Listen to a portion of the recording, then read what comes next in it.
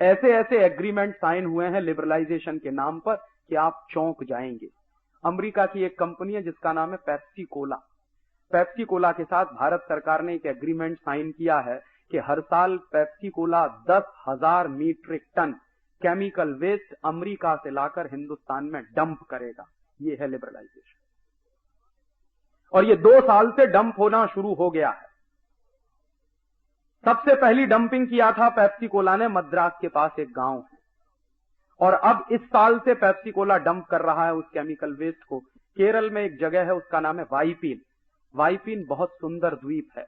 एक बार मैं गया हूं, इतना खूबसूरत है कि जाने के बाद लौटने का मन नहीं करता। अब उस वाइपीन द्वीप पर अमेरिका से लाया हुआ 10,000 मीट्रिक टन कचरा वेस्ट डंप किया जा रहा है, और ये काम पेप्सी कोला कर रहा है। और ये क्यों हुआ है? क्योंकि लिबरलाइजेशन हो रहा है इस देश में, ग्लोबलाइजेशन।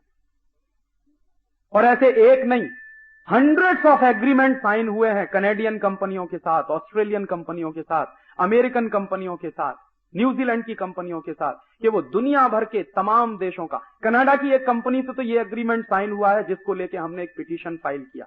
एग्रीमेंट ये है कि कनाडा की कंपनी अपना एटॉमिक वेस्ट लेकर आएगी और हिंदुस्तान में डंप करेगी।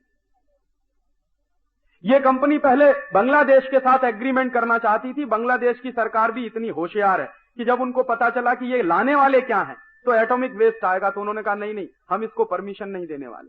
जो एग्रीमेंट बांग्लादेश की सरकार ने नहीं किया, वो एग्रीमेंट हमारी सरकार ने किया कनाडियन कंपनी के साथ। और ऐसे 100 से ज्यादा एग्रीमेंट साइन हुए हैं जिसमें हर साल इस देश में हजारों मीट्रिक टन कचरा आएगा उनके देश का, और इस देश में डंप किया जाएगा। और एक बड़ा ऐतिहासिक दस्तावेज ऐसा ही है मेरे पास।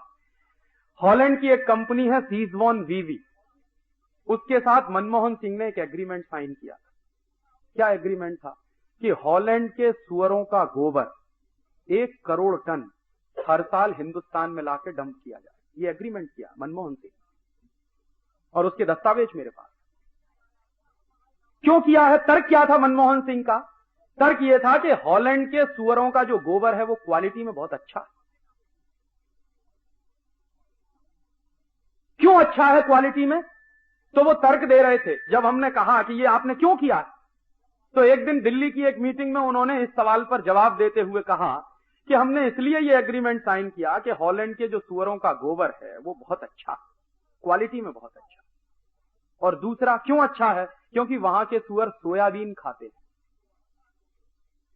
तो मैंने सवाल पूछा उनसे उस मीटिंग में कि ये सोयाबीन जाता कहां से? कि हमारे देश से जाता है। कहां से जाता है? मध्य प्रदेश से जाता है। आपको मालूम है इस देश में मध्य प्रदेश को पूरा सोयाबीन का बेल्ट बना दिया इसी ग्लोबलाइजेशन के चक्कर। तो क्या हो रहा है? सोयाबीन के लिए हजारों हेक्टेयर खेती बर्बाद कर दी गई है। सारे दुनिया के एग्रीकल्चरल साइंटिस्ट कहते हैं कि 10 साल सोयाबीन की खेती के बाद 11वें साल आप उस खेत में कुछ नहीं कर सकते, वो बंजर हो जाता है। इसलिए यूरोप के देश सोयाबीन पैदा नहीं करते। तो यूरोप के देश सोयाबीन पैदा नहीं करते, लेकिन हॉलैंड एक ऐसा देश है जो सुअरों को पालता है। मैंने हॉलैंड में देखा बड़े बड़े रेंच होते हैं पिग्स के। हमारे यहां रेंच होते हैं गाय के, उनके यहां रेंच होते हैं पिग्स के। क्यों बनाते हैं रेंच? क्योंकि सुअर का मांस खाना, और सुअर के मांस को स्वादिष्ट बनाने के लिए उसको सोयाबीन खिलाना। लेकिन हॉलैंड की सरकार वो सोयाबीन अपने खेतों में पैदा नहीं होने देती। उसके लिए भारत सरकार से उन्होंने समझौता करके हमारे यहां सोयाबीन पैदा करवाना शुरू किया। तो यहां से सोयाबीन की खली जाती है, उनके सुअर खाते हैं, और उसके बाद जो टट्टी करते हैं वो हमारे देश में आएगी। ये एग्रीमेंट किया। और ये एग्रीमेंट एक ऐसे व्यक्ति का है जिसको हिंदुस्तान में बेस्ट फाइनेंस मिनिस्टर का अवार्ड मिला। पता नहीं उनके दिमाग में भी वही गोबर भरा हुआ है।